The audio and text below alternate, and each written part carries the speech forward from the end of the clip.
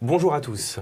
On connaît les enjeux de la mesure d'un data center en termes d'investissement, en termes de performance énergétique évidemment, mais aussi pour éviter la hantise du manager du data center, le fameux blackout. Alors, pour bien piloter son data center, il faut effectivement bien le mesurer. Avec nous pour en discuter, Tristan Labaume, bonjour. Bonjour. Vous êtes le fondateur de Green Vision, qui propose des solutions d'efficacité énergétique dans les data centers, et Absolument. même plus largement dans le secteur de l'informatique et du bâtiment. Tout à fait. Et vous êtes également président de l'Alliance Green IT, qu'on appelle l'AGIT, Oui.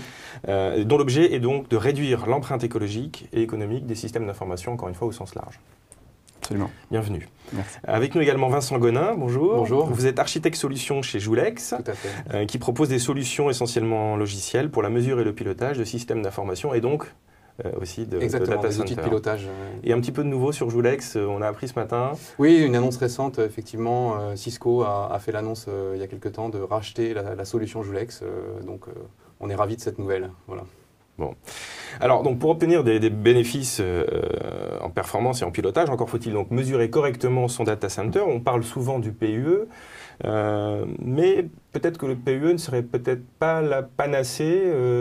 L'AGIT a sorti récemment une alerte sur cet indicateur. Monsieur Labaume, est-ce que vous pouvez nous... Alors oui, absolument. en En fait, parler. on s'est aperçu depuis qu'on parle du PUE, depuis à peu près 1 an ou 2 ans, qu'on mettait du PUE à toutes les sauces et que les gens n'avaient plus que cet indicateur-là à la bouche et que lorsqu'on parlait d'un data center, on regardait uniquement son PUE.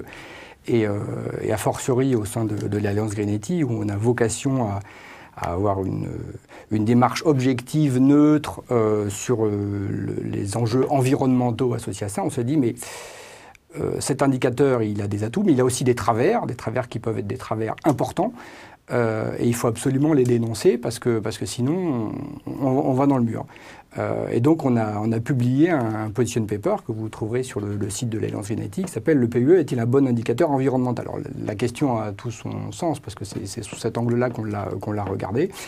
Et force est de constater que sous l'angle de cette question-là, regarder uniquement le PUE, ça peut s'avérer une aberration. Parce que, par exemple, le PUE, il a pour travers de ne pas considérer le fait qu'on réduit le volume de son informatique. C'est-à-dire, si on enlève des systèmes informatiques, ben on peut se dire qu'on consomme moins de fait, donc d'évidence, c'est bien pour la planète. Et pourtant, c'est contradictoire avec la vision du PUE. Donc on s'est dit, il y a ce type de travers, et puis des travers liés à l'infrastructure du data center, le fait qu'ils ne prennent pas en compte ce qu'on appelle le taux de tiering, qui est le taux de disponibilité du data center. Ben, c'est évident que c'est beaucoup plus facile d'avoir un bon PUE quand on n'a rien, quand on a en gros un serveur à la cave, ou quand on a un serveur dans une infrastructure ultra redondée dans un data center. Ben, c'est évident qu'il y en a un qui porte le poids d'une infrastructure et qui va être donc voilà, différent. Donc on s'est dit, il ne faut pas regarder que ça, il faut passer un message, et puis il faut aussi arrêter de faire du greenwashing et dire je veux juste mon PUE, et puis c'est tout.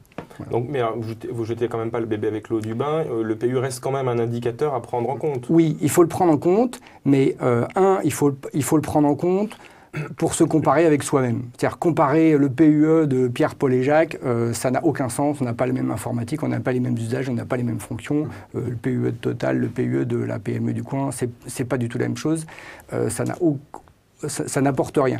Par contre, se comparer dans le cadre de son propre data center avec avec une performance et des fonctionnalités similaires, là ça a du sens parce que ça va traduire l'amélioration de l'efficacité du data center. Mais ça c'est sous réserve effectivement qu'on soit raisonnablement isopérimètre, ou tout au moins à un niveau de charge de fonctionnement. Enfin, moi je préfère parler finalement d'indicateurs de performance métier. J'allais dire, si vous me posiez la question de l'indicateur idéal, j'allais dire... Quel est l'indicateur idéal? L'indicateur idéal, typiquement, ça serait un indicateur de performance métier divisé par une consommation. Pareil, si je suis vendeur de chaussures, ben, c'est le nombre de chaussures vendues divisé par ma consommation. Parce que ça, c'est représentatif de ce que j'ai mis comme moyen informatique, finalement. Voilà, prétends pas que ça suffise à tout régler, mais en tout cas, ça aurait du sens. Et ça montre bien que, dans tous les cas, c'est bien rapporté à son propre data center, à son environnement IT personnel, les choix technologiques qu'on a pu faire. Et dans tous les cas, pas un outil du quotidien. Non.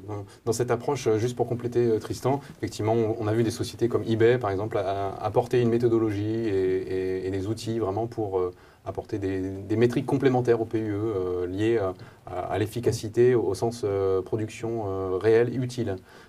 Pour compléter, effectivement, le PUE est un très bon indicateur puisqu'il est simple, il est plus ou moins universel désormais. Et nous, ce qu'on souhaite compléter, c'est enrichir cet indicateur avec d'autres indicateurs davantage liés à l'informatique, puisque le PUE ne donne que des indications sur l'efficacité au sens infrastructure du bâtiment, mais ne donne en aucun cas une indication sur l'efficacité de l'utilisation de l'IT. Donc nous, par exemple... Alors oui, concrètement, rentrons un petit peu dans le vif du sujet. Chez Joulex notamment, qu'allez-vous mesurer? Qu'êtes-vous capable de monitorer? Alors, Joulex est une solution une solution logicielle qui s'appuie sur le réseau.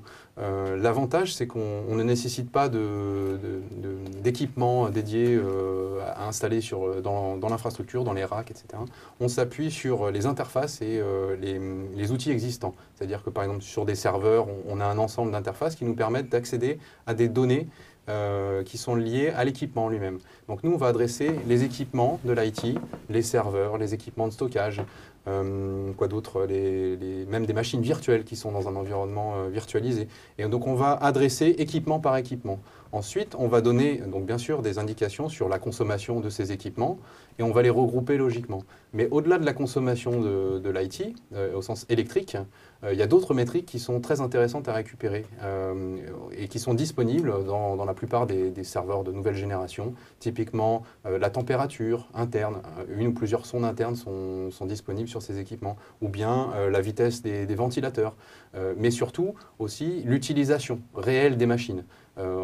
Tout simplement l'utilisation CPU pour les serveurs. Voilà.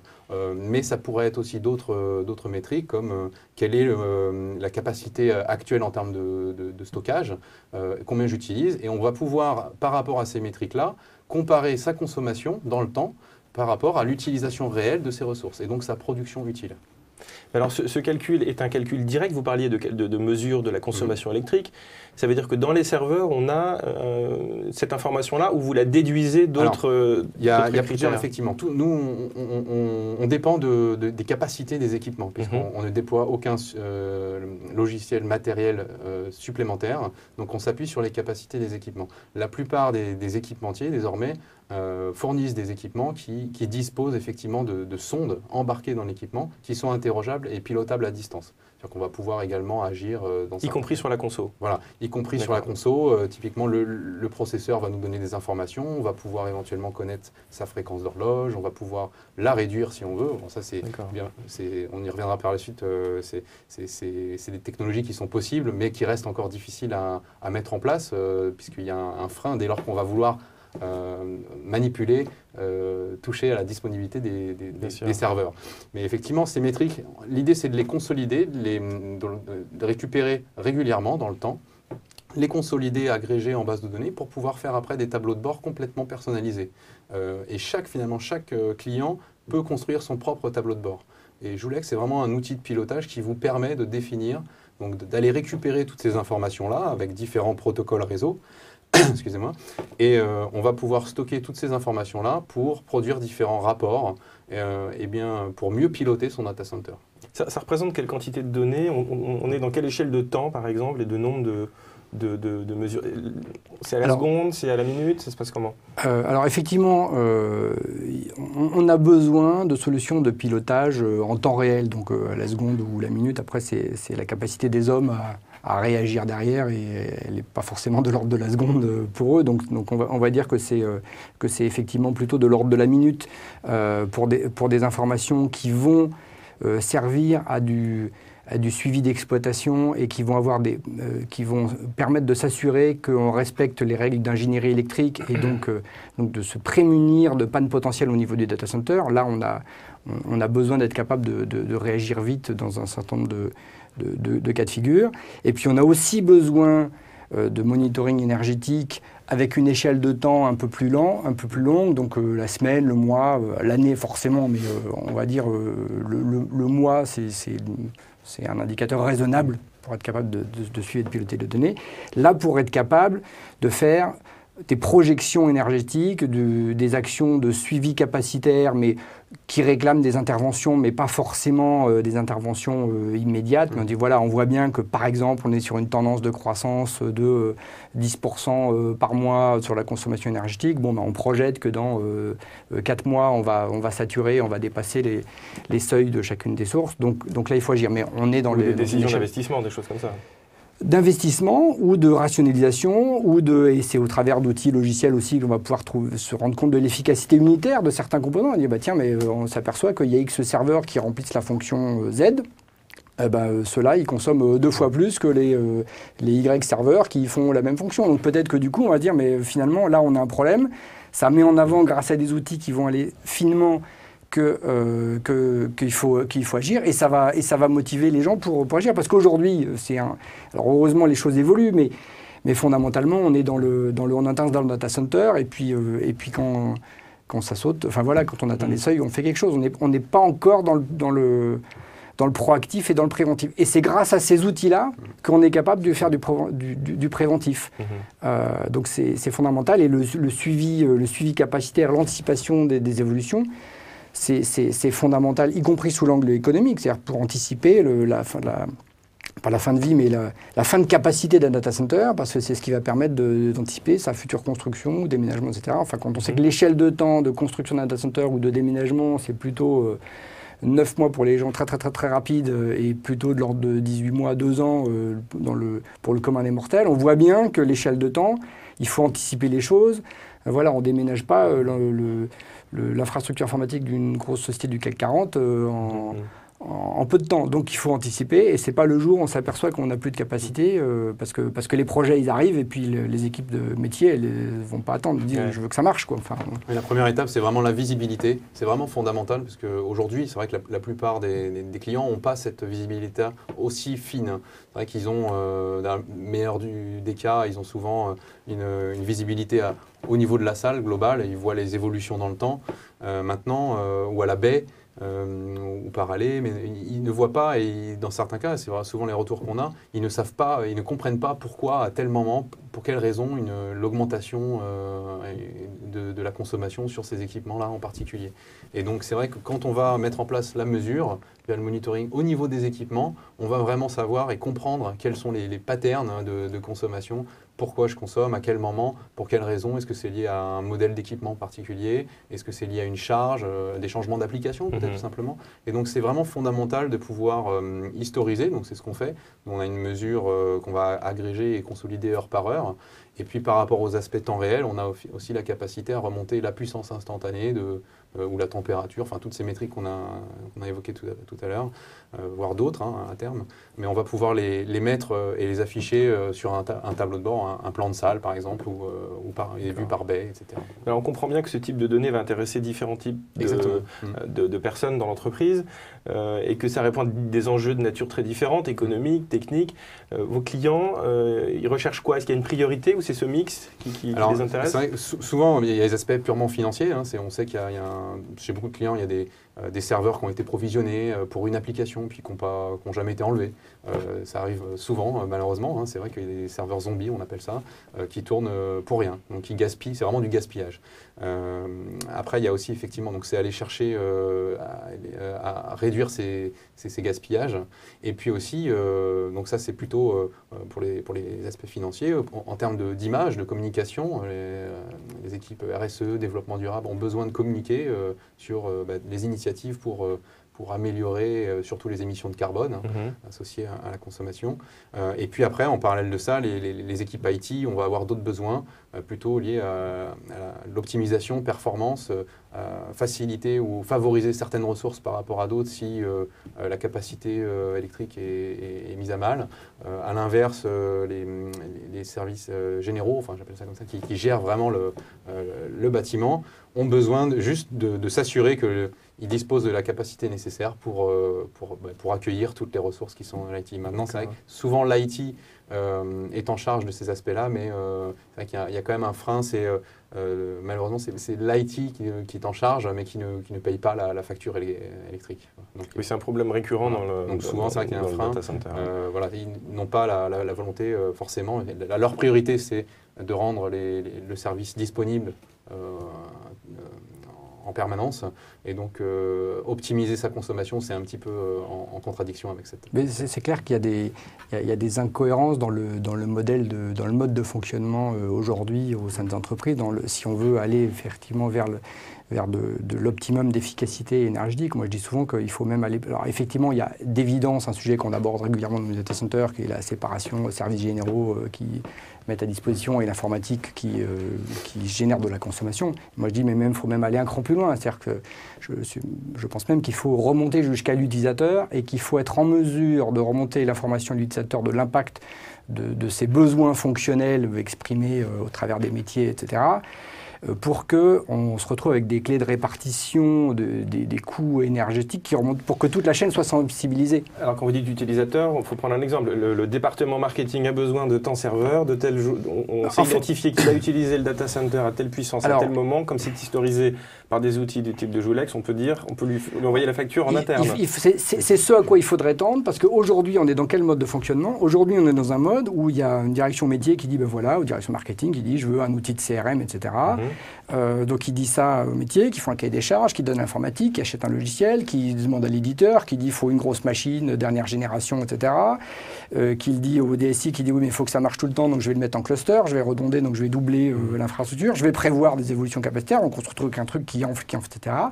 Et puis ça arrive dans le data center, ça rentre dans des contextes de production et d'exploitation, et là on dit production nominale, 24/24, supervisée, etc. Donc avec tout ce que ça génère comme outil supplémentaire. Mais par un moment, on s'est posé la question que si ça se trouve, alors ce n'est pas le cas d'un outil de CRM, mais d'un outil de paye, mettons par exemple, que peut-être cet outil-là, il va marcher 3 jours dans le mois et qu'on n'a pas besoin qu'il fonctionne pendant la nuit, etc. Parce que ça rentre dans un moule, dans un process, et que finalement, vu de l'utilisateur final, il paye le même prix, mais moi je suis à sa place, je dis, mais puisque je paye le même prix, je veux du 7/7, 24/24 et de la haute dispo, voilà.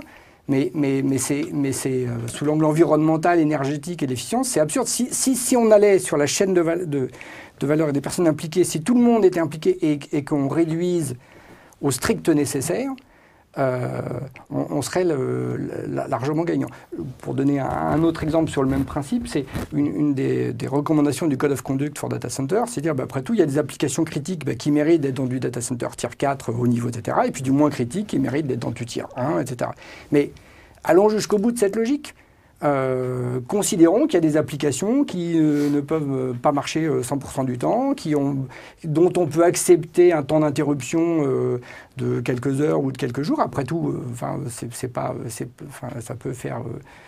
je suis persuadé que les utilisateurs eux-mêmes, si on leur annonce, il peut y avoir une période d'indisponibilité, mais c'est pour des bonnes raisons, pour moins consommer, et tout le monde y gagne à la fin. Ils vont l'accepter de la même façon, même si une application de webmail, consultation de messagerie ou autre, n'a pas besoin d'un même niveau de performance que des applications de streaming vidéo ou autre.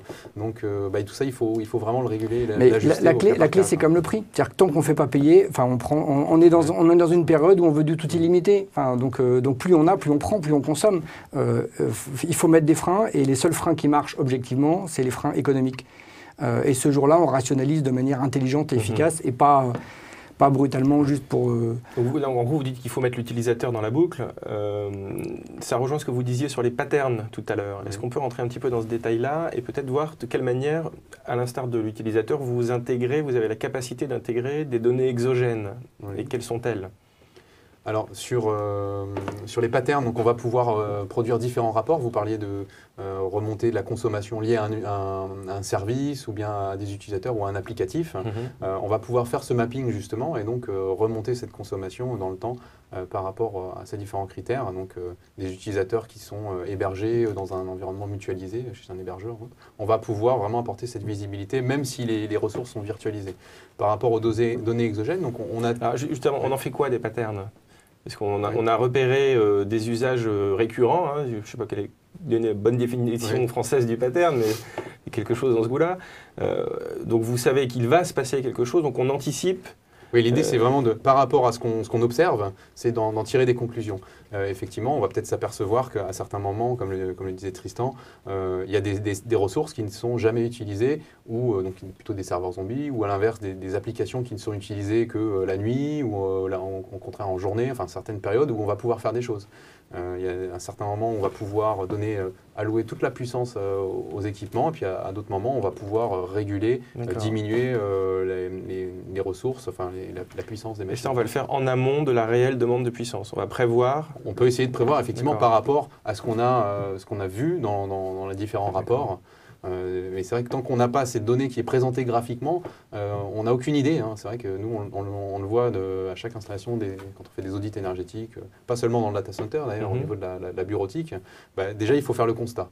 On ne peut agir qu'à l'aveugle. C'est comme un pilote d'avion, s'il a ses instruments, mais si on ne lui met pas ses instruments, il est juste... Et puis avoir une série de données suffisamment longue pour avoir l'opportunité de trouver ces fameuses patterns. Ouais.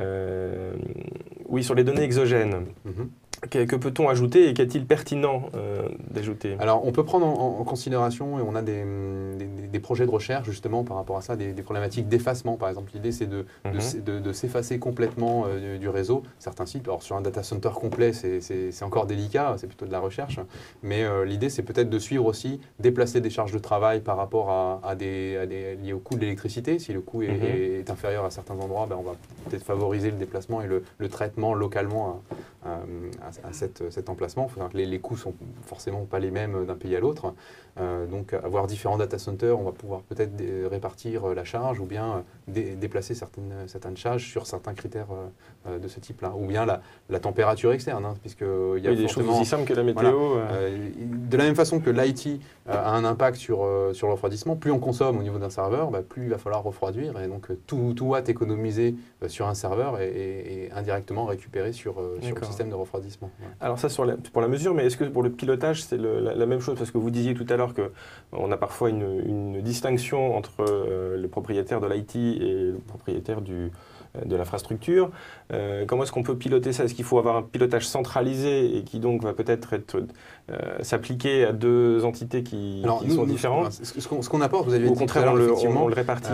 Nous, on apporte une plateforme qui apporte de la visibilité au sens large de l'entreprise. Les data centers, mais pas seulement. Là, tous les sites distribués, les agences bureautiques avec les postes de travail, les commutateurs, de plus en plus d'équipements sont alimentés de cette façon via les commutateurs. Donc l'idée, c'est de donner cette visibilité au sens large de l'entreprise, tout ce qui consomme sur mon réseau. Bien sûr, on ne va pas tout couvrir aujourd'hui, mais potentiellement à terme, on peut aller vers là. Et par rapport à ça, c'est de donner des droits d'accès avec des profils d'accès différents par rapport aux utilisateurs qui se connectent à cette plateforme. Les services IT, les services généraux, les services financiers, on ne va pas leur présenter les mêmes données. L'idée, c'est vraiment de fournir des tableaux de bord personnalisés liés au profil de l'utilisateur, au sens administrateur de la solution. Mais néanmoins, est-ce qu'on peut s'interfacer avec des outils de gestion technique du bâtiment, par exemple, pour effectivement, l'intérêt, c'est de stocker ces données, c'est aussi de les faire sortir de cette plateforme pour aller les intégrer dans d'autres solutions. Par exemple, on a déjà fait des interactions et des intégrations avec des outils de gestion de capacité des data centers pour densifier. Il faut savoir que ces outils, en général, s'appuient sur des données théoriques des constructeurs, qui sont les valeurs hautes, et donc pour s'assurer justement que la capacité est suffisamment d'énergie par baie, il y a une certaine marge de sécurité qui est prise en compte. On va pouvoir récupérer sur cette marge de sécurité et donc densifier davantage. Et au-delà des gains sur l'énergie, c'est aussi des gains au niveau de l'espace. Et là, c'est encore plus conséquent en termes de gains. Alors, vous disiez tout à l'heure qu'il fallait laisser le temps aux équipes de réagir. Ce qui est assez étonnant, parce que j'imaginais que dans un monde informatique comme ça, tout était automatisé, tous les scénarios possibles étaient prévus, et en fonction des mesures, on avait un pilotage automatique. Quelle est la part de l'humain, finalement, dans tout ça? Elle a l'air plus importante que ce que j'imaginais. En fait, il est fondamental parce que c'est l'humain qui génère le fait qu'il y ait de la consommation, qu'il y ait de l'évolution dans les usages dans la consommation. Et puis il y a des actions effectivement humaines de tout ce qui relève des modifications autour de l'infrastructure informatique. C'est-à-dire si on doit faire évoluer structurellement l'architecture informatique sur le data center, c'est des travaux qui sont lourds, qui sont complexes, donc qui prennent de toute façon du temps, parce que ça mobilise des expertises différentes et nombreuses. Et a fortiori pour les sociétés qui ont des infrastructures de production de critiques, ce qui est de plus en plus le cas de tout le monde, ben les process d'exploitation passent par un certain nombre de procédures autour de la sécurité, etc. Et donc prennent encore plus de temps parce que ça doit être validé par beaucoup de personnes. Mais au quotidien, c'est automatique ou il faut quand même avoir toujours des gens dans la salle qui vont prendre des décisions à la minute, comme on le Non, disait alors tout à l'heure. en fait, les actions dans la minute dans la salle, c'est des actions qui vont ressortir d'informations issues d'outils qui vont dire il faut agir quelque part. Donc précédemment, on était plutôt dans un mode réactif, c'est tiens, la B12 elle a sauté, donc là, d'évidence, il faut faire quelque chose. Là, on est dans un mode où on dit, on voit qu'il y a une montée en charge anormale, il y a des choses qu'il faut faire. Mais c'est l'outil qui va... Enfin, si on n'a pas un outil qui envoie de manière proactive des informations, on ne va pas être capable d'avoir cette action dans la salle. Typiquement, on va pouvoir transmettre des alertes aux différentes solutions parallèles de supervision ou autres, donc qui vont déclencher des alertes sur le terrain. Mais on aura toujours besoin d'un homme dans la salle, ne serait-ce pour faire des tâches quotidiennes, comme aller débrancher, racker un serveur ou autre. C'est un petit peu, moi aussi, là aussi, je vois un petit peu comme les avions, finalement, où un petit peu tout est automatisé, mais il y a quand même un pilote qui reste pour s'assurer des procédures ou en cas de problème, souci majeur. Ouais. Alors, il nous reste un petit peu de temps pour voir les aspects financiers. Qu'est-ce qu'on gagne? Combien ça coûte? Quel est le surcoût éventuellement de s'équiper avec ces solutions de mesure et de pilotage? Et quel retour sur investissement on est en droit d'attendre? Donc nous, je voulais que c'est un éditeur logiciel, donc le modèle c'est de vendre des licences quand même, et le modèle de licensing aujourd'hui est lié au nombre d'équipements, ou bien au nombre de ports, suivant ça c'est plutôt pour la bureautique, ou bien sur un data center, on va faire lié à la capacité de la salle par exemple. Pour vous donner un ordre d'idée quand même par rapport à ça, si on prend une salle par exemple de 500 équipements, 500 serveurs typiquement, on va avoir un projet en termes de coût de licence qui va être de 10 000 € à peu près. Voilà. Donc ce n'est pas des coûts monstrueux. Par contre, ce qu'il ne faut pas oublier, c'est tous les aspects services, parce que ça reste un outil de pilotage. Ce n'est pas un outil magique qui va fonctionner tout seul. Il faut vraiment l'utiliser, l'exploiter. Et donc, il faut un projet avec des équipes dans différents services et donc un accompagnement aussi. Oui, modéliser c'est fondamental, ne serait-ce que nous, ce qu'on voit sur un certain nombre de projets, c'est aussi qu'il y a des clients qui ont fait l'effort initial de dire je mets en œuvre des outils de monitoring parce qu'ils ont compris et voilà, ils ont vu que c'était important. Mais derrière, ils ne savent pas forcément interpréter les données. Donc, c'est pas juste... Le pire qui puisse arriver à un outil de monitoring, c'est qu'il envoie des infos. Moi, j'ai vu des clients en grand compte qui disent on a un outil, mais on ne s'en sert plus parce qu'il nous envoie des alertes tout le temps. Donc, les équipes, ils sont allés là. Voilà, c'est un peu, on a crié au loup. Et puis maintenant, ils savent que ce n'est pas complètement fiable. Donc ils ont arrêté d'y aller. Et maintenant, sur la question du retour sur investissement, il y a effectivement l'apport qui est évoqué ici. Mais moi, j'ai envie de dire, le gain... Le ROI il peut même être inestimable. C'est-à-dire que combien vaut pour un client grand compte qui est une infrastructure de production, combien ça vaut d'éviter une panne, ne serait-ce qu'une coupure sur un serveur? Combien ça vaut pour Total d'éviter que X serveur qui pilote une plateforme de production pétrolière s'arrête pendant 2 heures?